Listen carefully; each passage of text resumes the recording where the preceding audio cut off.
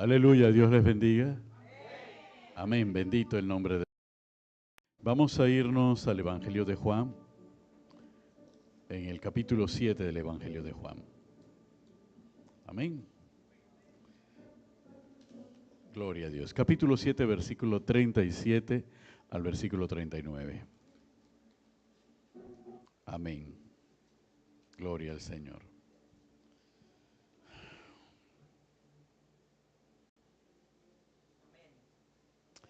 Nos dice la palabra del Señor de la siguiente manera, en el nombre del Padre, del Hijo y de la comunión del Espíritu Santo. En el último y gran día de la fiesta, Jesús se puso en pie y alzó la voz diciendo: si alguno tiene sed, venga a mí y beba.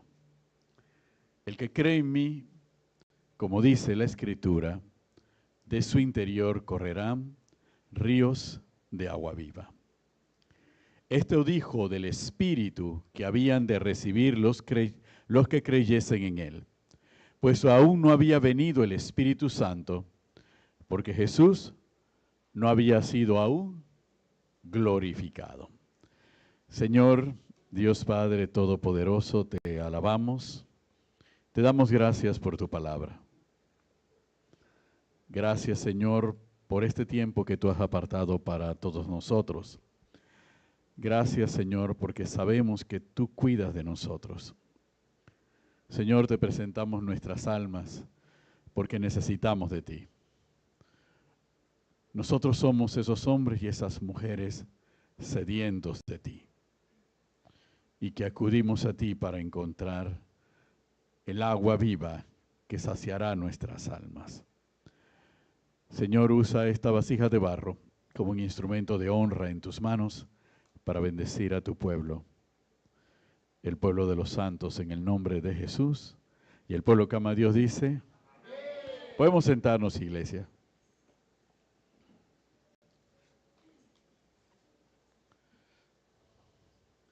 Le decía a Carmen esta tarde, cuando llegamos a casa después de estar trabajando un poco en lo que será el local de la nueva casa Yavy. Amén.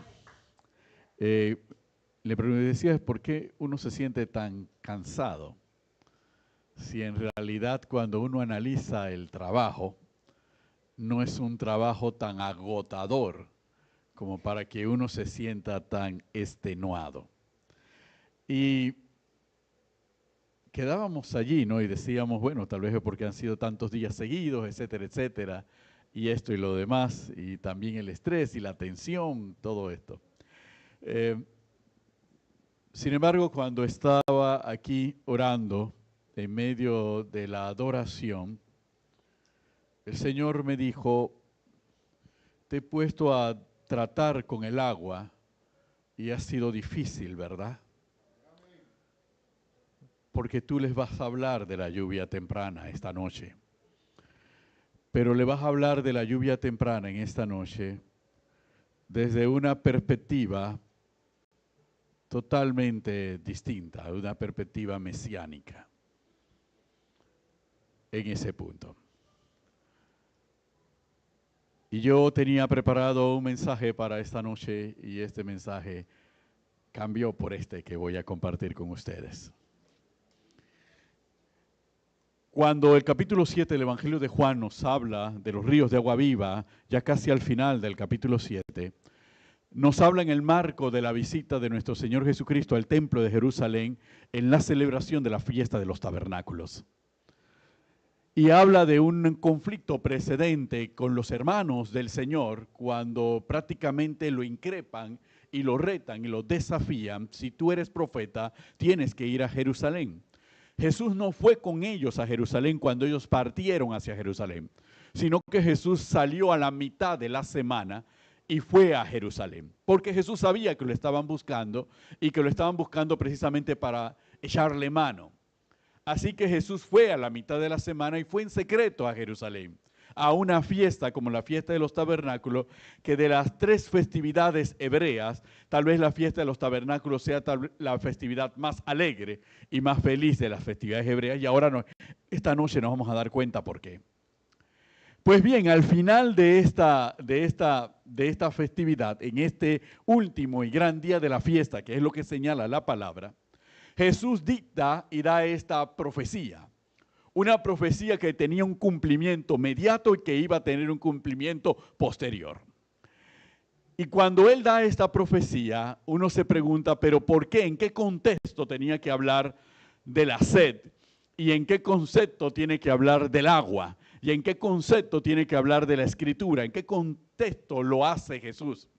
Pues bien, cuando Jesús está dando esta palabra, el último gran día de la fiesta de los tabernáculos tenía lugar en la puerta de las aguas del templo de Jerusalén.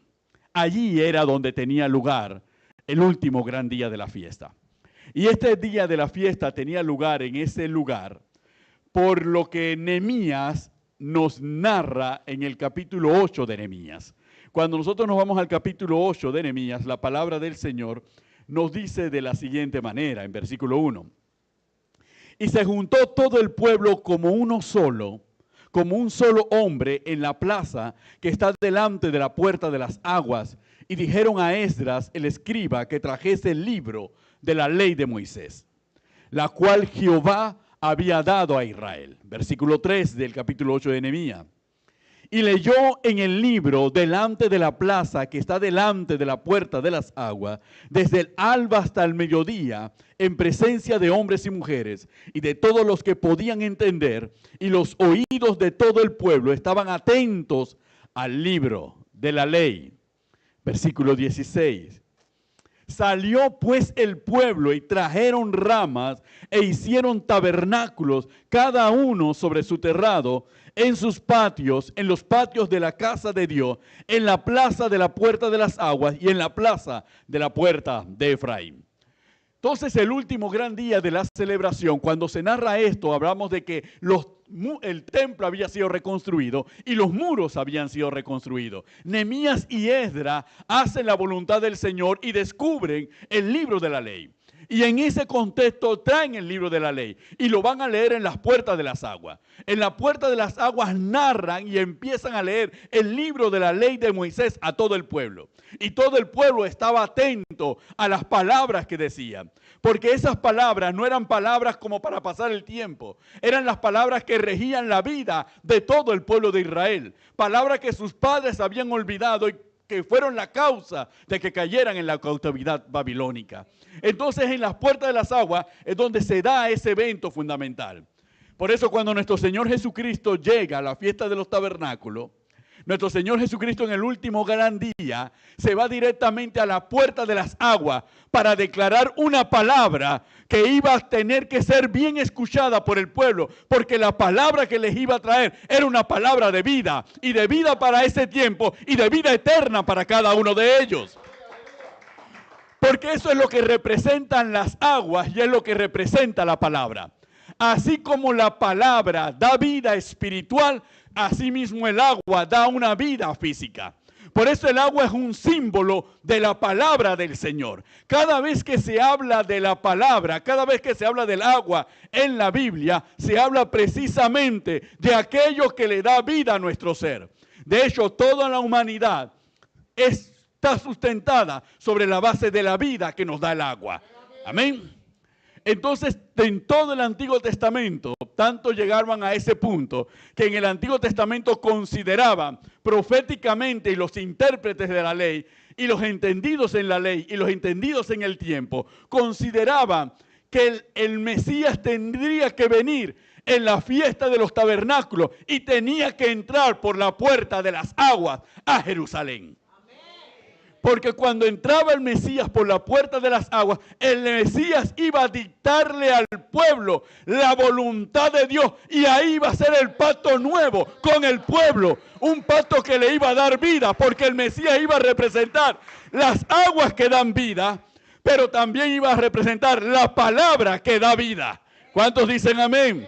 Por eso entendemos por qué Cristo Jesús decía, las palabras que yo os doy son espíritu y son vida. Por eso le decía a Nicodemo, es necesario que nazcas del agua y del espíritu Porque si no naces del agua y del Espíritu, no podrás entrar en el reino de los cielos. Entonces Cristo le estaba enseñando al pueblo sobre algo. Y le estaba diciendo al pueblo, el tiempo que viene es un tiempo diferente. Ustedes vienen al templo todos los años a escuchar otra vez la palabra y la ley de Moisés. Y esa palabra la escuchan por mera tradición o por mero cumplimiento, pero no permiten que esa palabra los vivifique. Por eso les dice, el que tenga sed, venga a mí y beba, y yo les daré de un agua para vida eterna, y de su interior saldrán ríos de agua viva. ¿De qué le estabas hablando? Juan lo dice ahí mismo en el capítulo 7. Les estaba hablando del Espíritu Santo. Les estaba hablando de la lluvia temprana que el pueblo iba a recibir. Porque cuando el Espíritu Santo vendría en Pentecostés, daría el nacimiento, la palabra sería viva en cada uno de aquellos que recibieran al Espíritu Santo. Cada uno que recibía el Espíritu Santo sería vivificado, tendría una nueva vida. Ahora el Espíritu moraría dentro de nosotros y podríamos comprender la palabra de vida y hacerla viva dentro de nosotros. ¿Cuántos dicen amén? Por eso dicen en otras partes de la Escritura que la palabra es viva y eficaz y más cortante que toda espada de doble filo. ¿Por qué lo dice la Escritura? Porque eso es lo que representa la palabra y el Espíritu en nosotros. La lluvia temprana era necesaria porque el pueblo podía oír la palabra, podía oír la ley, pero no eran transformados por escucharla, porque no la escuchaban con fe. No eran transformados por escucharla. ¿Por qué? Porque el dador de la palabra no moraba en ellos para hacerles comprender y darles la fuerza para obedecer la palabra. Por eso cuando Cristo habla de los ríos de agua viva, habla precisamente de la obra del Espíritu Santo. Tener al Espíritu Santo nos convierte a nosotros en fuente de agua. Porque el Espíritu fue derramado sobre nosotros. Y al ser nosotros fuentes de agua viva, es que ya no somos fuentes de agua estancada. Las fuentes de agua estancada es la palabra muerta, en la cual no existe ningún tipo de vida. No tiene ni siquiera oxígeno. Ningún ser de ninguna naturaleza puede habitar allí. Pero cuando el Espíritu Santo mora en nosotros, entonces realmente nosotros somos vivificados. Porque nosotros hemos escuchado el llamado y hemos ido a buscar a la fuente que puede saciar nuestra sed. Ahora entendemos por qué Juan, cuando narra el encuentro de Jesús con la samaritana, entran en un diálogo basado simplemente en el agua. Cristo le pidió que le diera de beber. Y ahí entró en diálogo con la samaritana. Y Jesús le dice, si tú supieras quién yo soy, tú me pedirías a mí. Y yo te daría un agua en la cual no volverías a tener sed jamás. Entonces Cristo le está diciendo a la samaritana, como nos dice a cada uno de nosotros, que Él es la fuente que puede saciar nuestra sed. Y esa fuente la sacia a través del Espíritu Santo que ha sido derramado en nuestros corazones. La lluvia temprana representa ese Espíritu Santo. Por eso el Espíritu Santo no es algo que nosotros podemos recibir, no es una fuerza que nosotros podemos sentir y no es algo que puede estar limitado únicamente a manifestaciones físicas. Porque el Espíritu Santo viene a vivificarnos y a transformando a nosotros en fuente. Así como el planeta, los ríos para poder estar llenos a caudal, tiene que llover en la cabecera de los ríos para que los ríos puedan estar llenos y puedan realmente vivificar todas las regiones a través de los cuales atraviesa. De la misma manera nosotros necesitamos ese Espíritu Santo para que nosotros realmente vivamos y podamos transmitir esa vida a todos aquellos que lo necesitan. Los rabinos consideraban que esa lluvia temprana era la fuente de toda bendición que venía de Dios. Esa lluvia temprana era la prueba de la obediencia del pueblo a la palabra del Señor. Cuando nosotros acabamos de leer en Malaquías, capítulo 3, versículo 10, ¿cómo termina el versículo 10? Porque yo abriré las compuertas de los cielos y derramaré bendición hasta que sobreabunde. ¿Cuándo? Cuando ustedes obedezcan mi palabra. Cuando ustedes pongan por obra mi palabra. Cuando pongan por obra mi palabra, entonces yo abriré las ventanas de los cielos y derramaré bendición hasta que sobreabunde. Dios le vuelve a hablar en pueblo en forma de derramamiento. Y el derramamiento no es más que agarrar el agua y verterla desde donde está, desde un ánfora, y que caiga sobre las personas que están abajo. No hay derramamiento de otra naturaleza, no hay derramamiento de vino, no, es derramamiento de agua, porque el agua se simbolizaba la vida.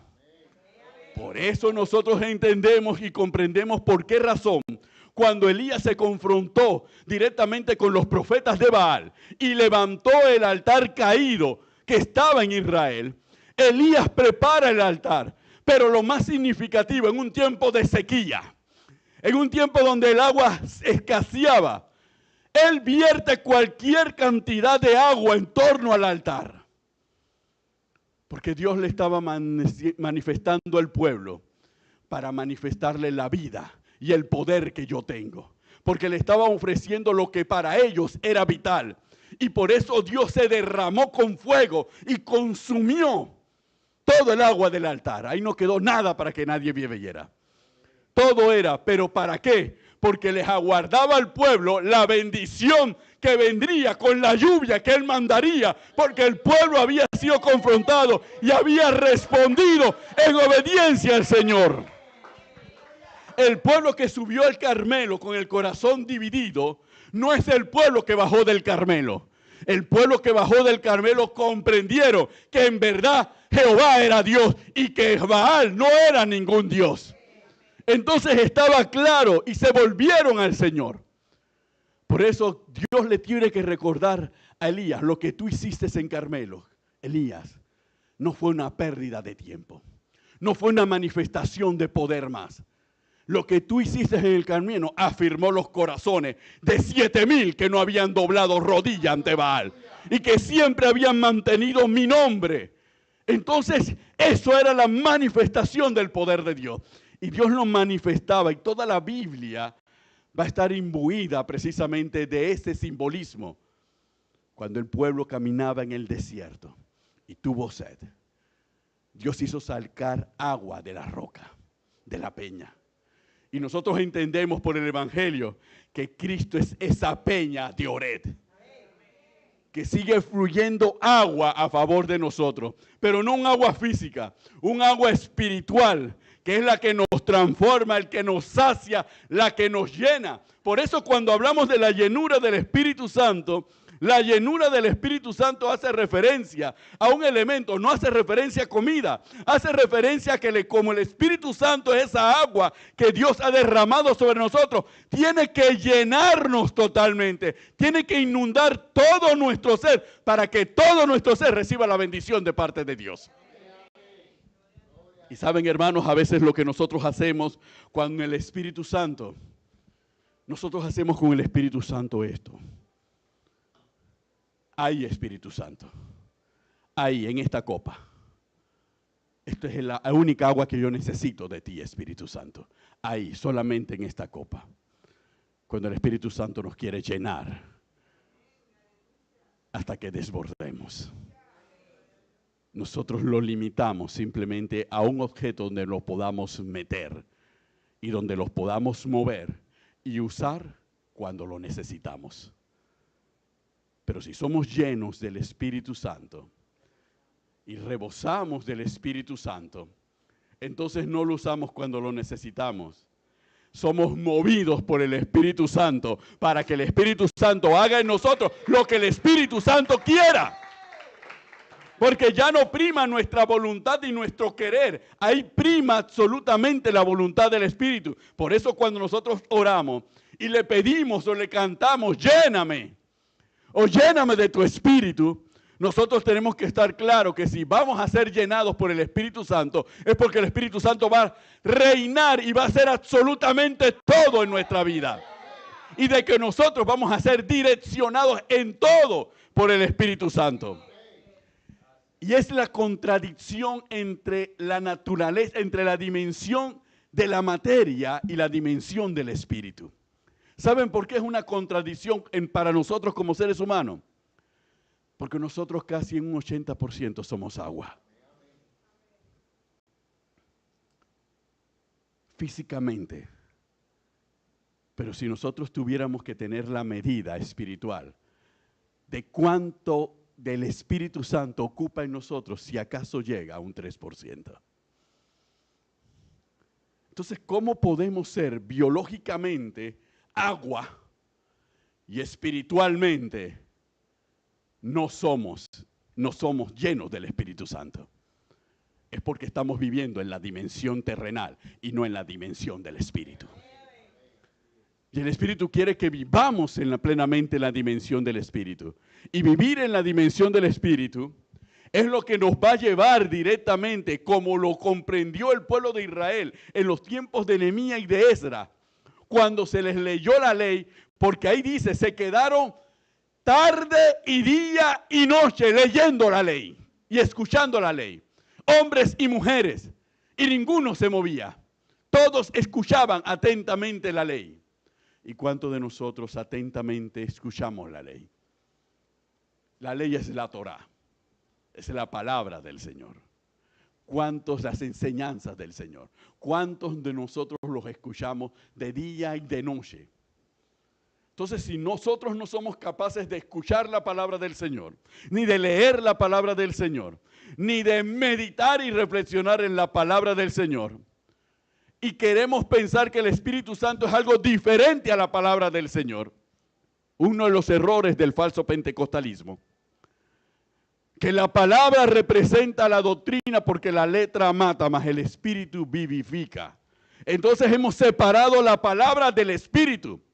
Cuando la palabra la da el Espíritu a los hombres para ser comunicada a la humanidad. Y el que puede comprender y enseñarnos la palabra, y el que ha venido a enseñarnos la palabra, es el Espíritu. Entonces no hay contradicción entre la palabra y el Espíritu. Es más, peor, la palabra es Cristo, porque nos lo dice nuevamente el Evangelio de Juan. En el principio era el Logos, y el Logos era con Dios, y el Logos era Dios. Entonces la palabra es Cristo. La palabra es Dios vivo en nosotros. Entonces no podemos desechar lo uno pensando que lo otro, que es espiritual. A mí no me hablen de la palabra, que el Espíritu haga como quiere. Sí, pero el Espíritu me va a llevar a la palabra para edificarme y para formarme, para darme sabiduría, para darme discernimiento entre el bien y el mal, para darme disciplina, para darme obediencia, para que yo pueda ser un instrumento de bendición y un instrumento de honra hacia otro. Eso lo va a hacer el Espíritu por medio de ¿qué? De la palabra. Por eso Cristo se lo dijo a sus discípulos, no se preocupen cuando los lleven ante tal lugar o ante tal lugar, no se preocupen qué van a decir, porque el Espíritu Santo hablará por ustedes. Pero ¿en base a qué? A la palabra que ha sido establecida. Entonces, cuando nosotros estamos en este tiempo de lluvia temprana y tardía, llegamos a la conclusión de que esa lluvia temprana es el Espíritu Santo, pero es la palabra viva en nosotros.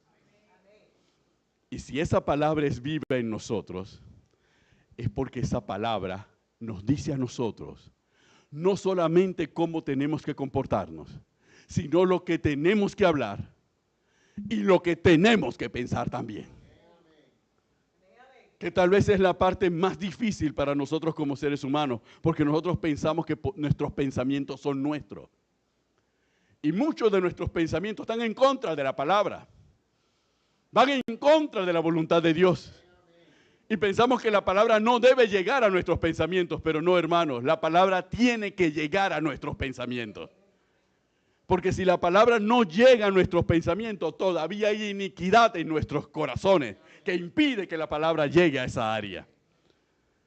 Por eso Pablo exhortaba, en esto pensad, en todo lo que es santo, todo lo que es puro. Y eso nos cuesta a cada uno de nosotros como seres humanos. Por eso sabemos que todavía no estamos preparados. Porque todavía tenemos malos pensamientos. Y todavía habitan malos deseos en nuestros corazones. Pero también sabemos que hay áreas que el Espíritu Santo ha dominado en nuestra vida. Y que no somos los mismos que éramos antes.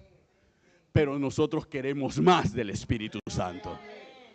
Y este tiempo nosotros queremos más de esa lluvia temprana y también queremos más de esa lluvia tardía. Zacarías capítulo 10, versículo 1. Y vamos terminando aquí. Amén. Gloria a Dios. Zacarías es el libro previo al de Malaquías, así que estamos ahí mismo. Dice Zacarías, pedid a Jehová lluvia en la estación tardía. Jehová hará relámpagos y os dará lluvia abundante y hierba verde en el campo a cada uno. Y algunos se detenían sobre esta base y decían, bueno, serán cosas materiales. No, Zacarías estaba escribiendo desde el punto de vista espiritual. Pidámosle a Dios. ¿Pero qué le vamos a pedir a Dios? A veces los judíos que entendían solamente la parte material le pedían mejores cosechas, mejor esto, mejor lo otro, mejor lo otro. Pero eso no era lo que Dios quería escuchar. Lo que Dios quería escuchar es que le pidieran al Espíritu Santo para que sus vidas fueran transformadas, para poder obedecerle a Él, para poder seguirle a Él, para poder agradarle a Él, para entonces poder recibir una bendición eterna en nuestra vida. No solamente para nosotros, sino que comprendiésemos que esa era la petición de los patriarcas. Siempre fue la petición de los patriarcas. La petición de Abraham no fue mayor riqueza. La petición de Isaac tampoco. La petición de Jacob tampoco. Esas cosas vinieron por añadidura. Porque la petición central de ellos a Dios era poder ver sus días. Poder ver la bendición de Jehová sobre la tierra. Entonces nosotros a veces cerramos cuando tratamos de comprender las Escrituras y las limitamos. ¿Y de dónde surge la limitación que nosotros le ponemos a las Escrituras? Surge precisamente de nuestra comunión con Dios. Surge de nuestro desconocimiento de la voluntad del Señor. Surge de la ausencia de la relación con el Espíritu Santo. Porque el Espíritu Santo nos va a guiar a toda verdad. Y si el Espíritu Santo nos va a guiar a toda verdad, me va a decir a mí, Benito, lo que tú piensas no es correcto. No es lo correcto, no es lo justo, no es lo agradable delante de Dios. Tú pensarás que sí, pero eso a Dios no le agrada ni le interesa. Porque nos va a guiar a la verdad. Y es la palabra la que nos va a enseñar la verdad que realmente le agrada a Dios. Y eso es para todos los ámbitos de nuestra vida. Para cómo manejamos las finanzas, cómo manejamos nuestra salud, cómo manejamos nuestras relaciones. En todos los ámbitos, el Espíritu Santo nos va a guiar a la verdad. El Espíritu Santo no nos va a guiar a los hechos, ni el Espíritu Santo nos va a dar su percepción de la vida. El Espíritu Santo nos va a guiar a la verdad porque el Espíritu Santo es Dios. ¿Cuántos dicen amén? Aleluya. Por eso, volviendo un poco atrás, cuando trabajábamos con el agua, y tratábamos de cerrar las fugas y cómo hacer que el agua circulara y cómo hacer que esto y lo otro, uno se da cuenta lo difícil que es. Porque ¿cuál es el problema del agua? El agua siempre encuentra una forma por donde escaparse. Y si uno no la canaliza bien, se afectan muchas cosas. Muchas cosas se dañan, etcétera, etcétera. Así somos nosotros. Si nosotros no canalizamos bien nuestra relación con el Espíritu Santo y esa llenura del Espíritu Santo y permitimos que muchas cosas se escapen porque no la hemos sabido canalizar adecuadamente en nuestra vida, nos hacemos daño nosotros y no llegan los beneficios espirituales a quienes deben llegar.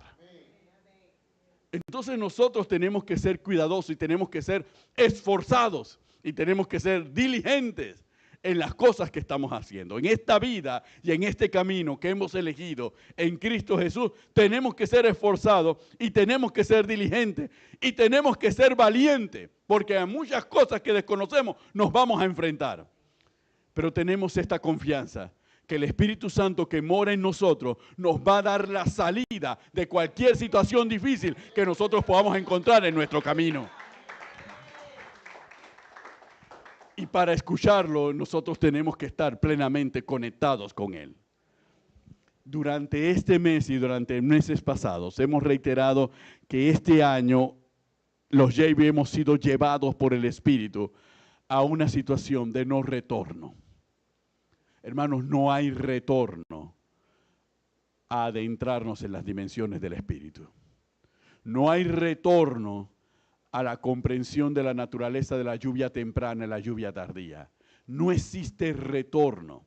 No existe falta de memoria ni olvido que nosotros podamos justificar frente a Dios. Dios nos está llevando y Dios nos está pastoreando. Y hermanos, Dios nos está pastoreando con una vara de hierro.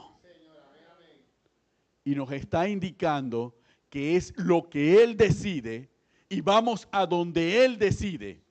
Espiritualmente, primeramente, vamos a donde Él decide. Vamos a alcanzar los niveles en el conocimiento de Dios que Dios ha determinado que alcancemos. Y Dios tiene una vara de hierro para guiarnos hasta ese lugar. ¿Y cuál es el significado de la vara de hierro? Me impondré sobre sus voluntades. Aunque resistan, me impondré de todas maneras. Y esto, hermanos, es algo enorme y significativo. Cuando Dios lo menciona en la palabra del Señor, lo menciona una vez con respecto a su pueblo Israel. Cuando le dice al profeta, no recuerdo ahora si Jeremías o Ezequiel, le dice, yo habré de reinar sobre este pueblo, aún en contra de su voluntad. Entonces Dios, cuando utiliza esa expresión, le dice al pueblo, se han resistido, se pueden resistir todo lo que quieren, pero igual yo voy a reinar sobre ustedes.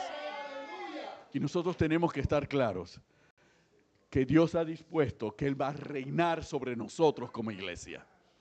Y Él nos va a pastorear con vara de hierro en este tiempo. Porque si Él ha abierto la iluminación del conocimiento de su palabra con respecto a las dimensiones del Espíritu y con respecto a lo que estamos viendo, no es porque considera que nosotros somos una tierra infértil. Nosotros no somos el camino, ni somos pedregales, ni somos espinos. Dios considera que nosotros somos tierra fértil, donde Él puede tirar su palabra y sabe que su palabra va a dar fruto. ¿Cuántos dicen amén? ¡Aleluya! Dios no nos ha descalificado a ninguno de nosotros.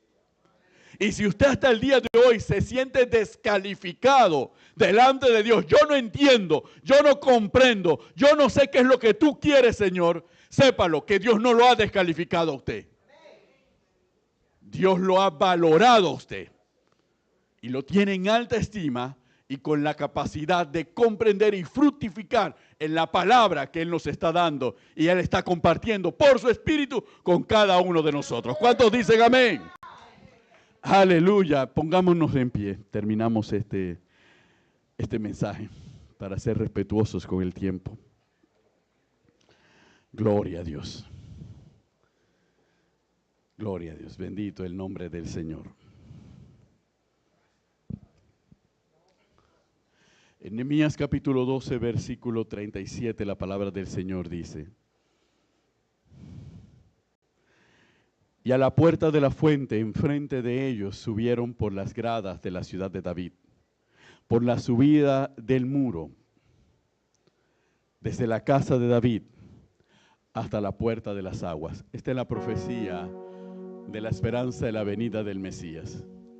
Lo irónico de todo esto, Juan, Palacios, Mariela, que cuando el Mesías estuvo en la puerta de las aguas, el pueblo no lo vio. Y cuando el Mesías se levantó y declaró: el que tenga sed, venga a mí y beba, el pueblo no lo comprendió, ni corrió. Y lo tenían escrito y decían que eso iba a ocurrir. Y cuando llegó el tiempo del cumplimiento, lo tuvieron al frente y no lo reconocieron. Pero a los que lo reconocimos, a los que lo aceptamos, a nosotros nos dio potestad de ser hechos hijos de Dios. ¿Cuántos dicen amén? Gloria a Dios, aleluya, bendito el nombre del Señor. Señor y Dios Padre Todopoderoso, te damos gracias, Señor.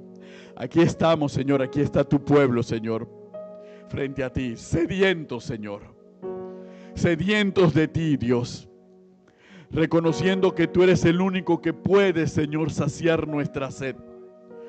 Tú eres el único, Señor, que puede vivificarnos, Señor. Anhelamos esa llenura del Espíritu Santo. Anhelamos, Señor, esa manifestación, esa lluvia temprana. Oh Dios, porque estamos cansados de errar, de fallar, de equivocarnos, de desobedecer, Señor. Cansados de rebelarnos a veces contra ti, conscientes o inconscientemente, Señor. Oh Señor, pero necesitamos de esas aguas, Señor. Necesitamos esa lluvia temprana, Señor. Necesitamos a ese Espíritu Santo, Señor, moviéndose abundantemente en nosotros, Dios. Porque así como en el principio, Señor, la tierra estaba desordenada y vacía. ¿Y dónde estaba tu Espíritu, Señor? Se movía sobre la faz de las aguas. De la misma manera tu Espíritu se mueve en la faz de nosotros, Señor, ordenándolo todo, y a veces nosotros en el anhelo de orden, Señor, estorbamos. Oh, Padre, no somos nadie, no somos nada delante de ti. Señor, que se haga solamente tu voluntad. Que seamos colaboradores, Señor, de ese mover del Espíritu Santo, que está ordenando todas nuestras vidas para llevarnos a la plenitud de la vida en Cristo Jesús, Señor. Para poder servirte, para que nosotros seamos esas fuentes y que de nuestro interior, Señor, corran ríos de agua viva, Señor, para nuestra vida, para nuestra descendencia, Señor, para aquellos a los cuales nos envíes, Dios, en el nombre de Jesús. Oh Padre, llega hasta lo último de nuestro ser, hasta nuestros sentimientos y emociones. Moldéalos, Señor, y moldea nuestros pensamientos, Señor, que a veces nos torturan y nos abaten, Dios. Levántanos, Padre eterno. Transfórmanos a plenitud. En el nombre de nuestro Señor Jesucristo. Amén y amén. Gloria a Dios.